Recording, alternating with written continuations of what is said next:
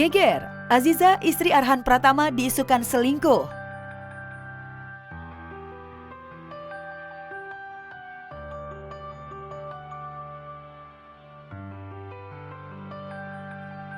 Kerap tampil mesra dan selalu perlakukan istri bak permaisuri di dalam atau luar lapangan sepak bola. Rumah tangga pesepak bola Arhan Pratama dan Aziza Salsa diguncang badai perselingkuhan. 2 hari ini, Zize istri Arhan Pratama ramai jadi sorotan dituding terlibat cinta terlarang dengan Salim Nauderer yang tak lain mantan kekasih selebgram Rachel V-nya, sahabat Zize. Gara-gara tudingan selingkuh dengan mantan pacar sahabat sendiri, Zize pun dicap sahabat adalah maut.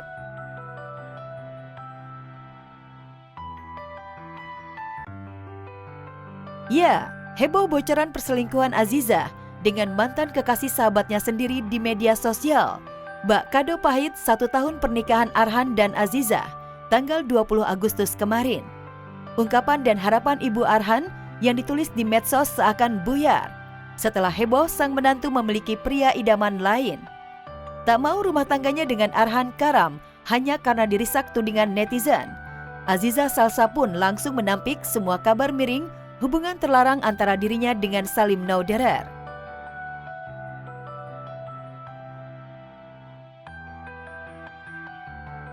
Meski sudah dibantah Aziza, tapi pernyataan Aziza di sebuah podcast yang mengungkap bahwa dirinya tipe cewek yang menyembunyikan rasa cinta ke seseorang dan selalu menciptakan kondisi bertemu dengan orang yang disuka, seolah menguatkan tudingan yang heboh di jagat maya. Tipikal cewek yang kalau suka sama orang gak akan nunjukin kalau aku suka. Aku bikin situasi biar kita ketemu mulu. Ya, Arhan dan Aziza yang menikah di usia muda memang sempat menjadi inspirasi banyak pihak, termasuk sahabatnya yang belakangan ramai-ramai berani nikah di usia muda. Namun kini, ketulusan cinta Aziza ke Arhan Pratama jadi sorotan. Lantas benarkah sejatinya pernikahan mereka karena atas perjodohan orang tua? Waktu itu aku lagi di Jepang, terus itu adik aku lagi bola kan Asia. Ternyata Abi, karena kita di Jepang kan, Arhan waktu itu main di Jepang, jadi ya. Abi ngajak Arhan, kenalan di situ. Kabar miring perselingkuhan Aziza dengan Salim sampai saat ini masih simpang siur kebenarannya. Satu hal yang pasti, kabar tersebut menjadi batu ujian Arhan di tengah persiapan timnas Indonesia menghadapi Arab Saudi di laga kualifikasi Piala Dunia. Akankah kabar miring istrinya bisa mempengaruhi Arhan di lapangan? Entahlah, yang pasti Aziza tak akan berhenti mendukung suaminya berlaga di lapangan sepak bola. Semuanya pasti akan menginginkan Indonesia menang, jadi kita doain aja semoga menang dan hasilnya terbaik dan lolos World Cup.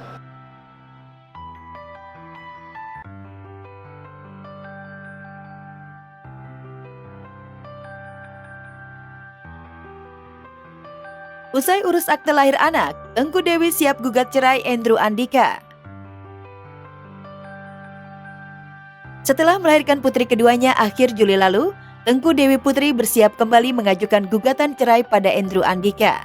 Sebelumnya, Tengku sempat menunda gugatan atas saran pihak pengadilan 3 minggu sebelum putrinya lahir.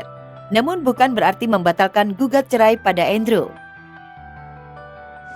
Kayak direkayasa gitu, 3 minggu sebelum lahiran saya udah cabut gugatan. Itu kan benar-benar salah banget. Makanya di sini saya harus meluruskan kalau beritanya itu tidak benar.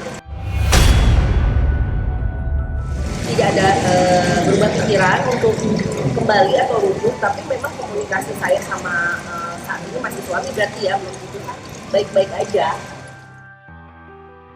Ibu 2 anak itu pun sempat kebingungan lantaran muncul isu mencabut gugatan usai bersalin. Padahal Tengku Dewi hanya mengikuti saran dari pengadilan untuk menunda saja. Tengku Dewi pun memprotes Pengadilan Agama Cibinong dan mengklaim tetap pada pendiriannya untuk tidak berubah. Itu tidak benar ya, tidak benar, salah, karena sampai saat ini pun saya kaget. Malah ada laporan yang bahwasannya statusnya itu udah dicabut ternyata ya. Itu saya kaget banget karena benar-benar nggak tahu. Pada tanggal 9 Juli, kami sudah menyurati Ketua Pengadilan Agama Cibinong, ya, bentuk surat komplain kami, kita memang tidak ada pencabutan secara tegas yang kami lakukan baik besar maupun tulisan, agar proses persidangan itu tetap dilanjutkan. Karena itu juga sejalan dengan apa yang diinginkan oleh Dewi. Dan kini usai mengurus semua kebutuhan akte kelahiran si kecil, mau tidak mau, Tengku Dewi harus kembali mendaftarkan gugatan cerainya. Agak miskom ya, miskomunikasi ya. Ternyata harus mengajukan gugatan baru. Saya agak kecewa juga sih. Bertele-tele gitu ya. Jadi secepat mungkin sih kalau bisa sih udah langsung mengajukan gugatan baru ya.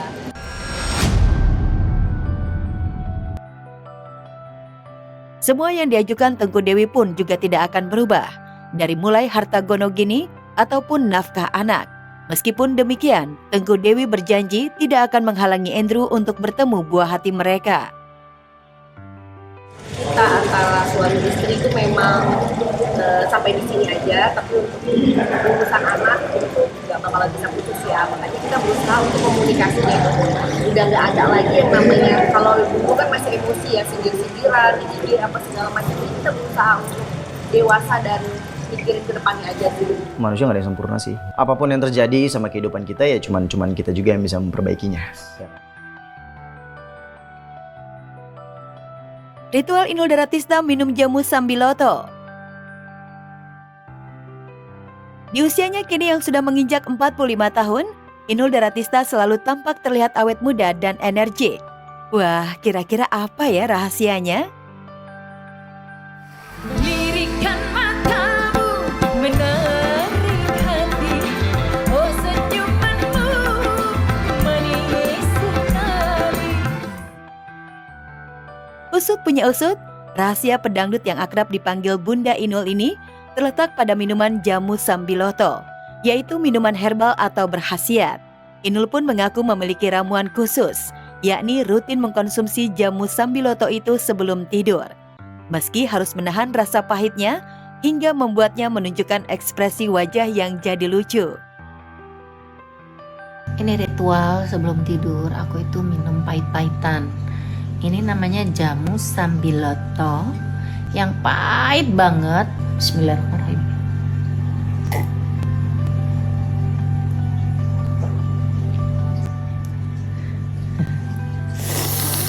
Gimana rasanya?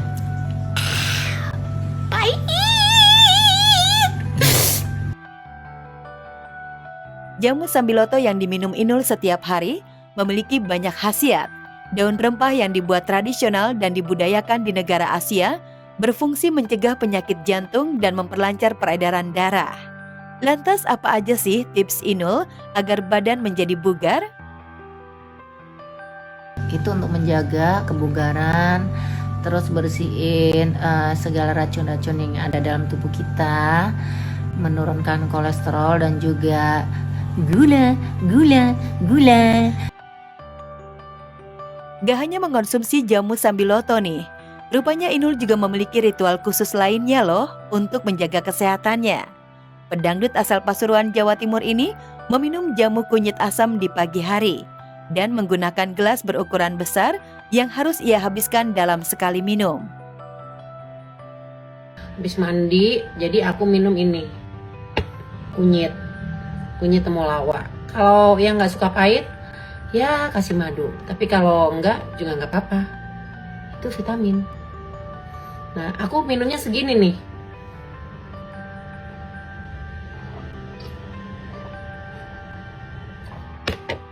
Jadi biar nggak gampang kena penyakit. Untuk menjaga pola sehatnya itu, Inul memilih untuk konsumsi makanan sehat dengan bahan alami, seperti buah dan sayur. Bahkan bagi kebanyakan orang memakan pepaya hanya buahnya saja, Inul justru konsumsi pepaya bersama biji-bijinya. Makanan sehat malam ini. Mau tidur. Tidurnya sore. Soalnya kerjanya dari pagi tadi.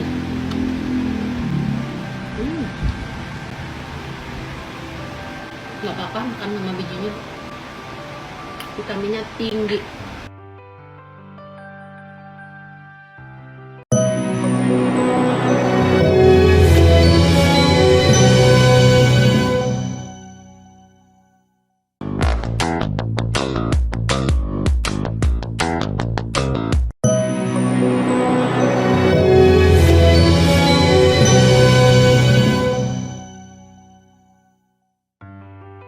Cut Intan Nabila ungkap masih banyak bukti puluhan KDRT Armor.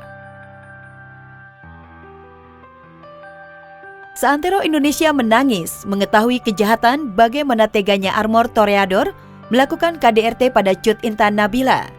Bukan hanya memaki, ayah 3 anak itu juga kerap dengan tega memukul bahkan menendang Nabila.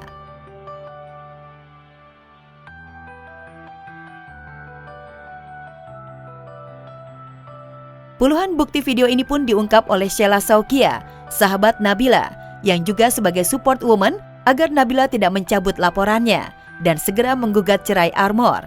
Sheila pun menegaskan jika masih banyak video kekerasan yang nantinya akan di-spill Sheila. Kalau orang Indonesia lihat stres, kalian satu dunia nih kalian stres kalau lihat video aslinya. Itu nggak perlu, aduh, itu bukan lagi tembus 228 juta. Itu sampai ke negeri luar sana. Itu bukan laki-laki. Demi Allah, aku demi Rasulullah. Ini nggak pantas nih sama dia nih. Terkait pencabutan gugatan itu tidak ada sama sekali. Selama 5 tahun ini sudah cukup banyak derita dan hidup seperti neraka. Dan meminta keadilan seadil-adilnya agar kasus ini menjadi pelajaran juga untuk perempuan-perempuan di luar sana yang mengalami hal seperti Intan, yang mengalami kekerasan dalam rumah tangga harus speak up. Warganet pun berharap jika Armor tetap akan dibawa ke meja hijau guna diadili agar tidak ada lagi Armor-Armor yang lain yang patut dikasihani meskipun demi alasan anak-anaknya. Beberapa tahun yang lalu itu saya nggak ngelapor demi anak-anak, tapi saat ini saya juga ngelapor demi anak-anak. Masih terus proses penyidikan hukum ini, dikumpulkan semua bukti-bukti yang memang diajukan dari pihak korban itu sendiri.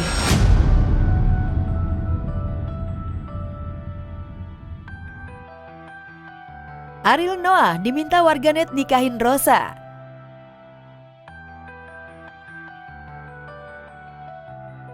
Ariel Noah dan Rosa mendadak dijodoh-jodohkan netizen gara-gara keduanya mengunggah video yang mengikuti tren "Jangan ya Dek ya" di Instagram. Dalam video yang cukup viral itu, Ariel dan Rosa nampak tak canggung untuk melakukan physical touch. Ngakunya siap jagain, tapi boncengin pacar gak dipakein helm. Jangan ya Dek ya. Sahabat kamu punya gebetan. Tapi gebetannya kamu incer juga. Jangan ya Dek ya. Ngomongnya cuma nebengin pulang sekali. Tapi jadi tiap hari. Jangan ya Dek ya. Katanya udah merdeka, udah move on, tapi update-annya ditungguin mulu. Jangan ya Dek ya.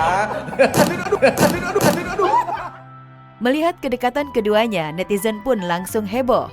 Mereka meminta mantan kekasih Sofia Lachupa itu segera menikahi Rosa.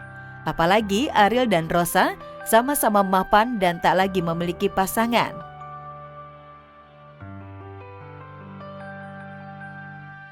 Bahkan presenter Robby Purba ikut memberikan emotikon hati, saking gemesnya melihat video Ariel dan Rosa tersebut. Ya, Ariel dan Rosa memang sudah lama bersahabat. Keduanya sering terlibat proyek musik bersama. Dan kini mereka kembali berduet dalam recycle lagu Rosa, Nada-Nada Cinta. Saat proses rekaman, keduanya nampak begitu mesra. Itu bisa dilihat dalam video yang diunggah Rosa dan Ariel di Instagram yang membuat netizen semakin baper. Buat aku itu lagu pertama, buat Ariel juga lagu Nada-Nada Cinta itu dia denger ketika dia masih SMP, apa SMA waktu itu.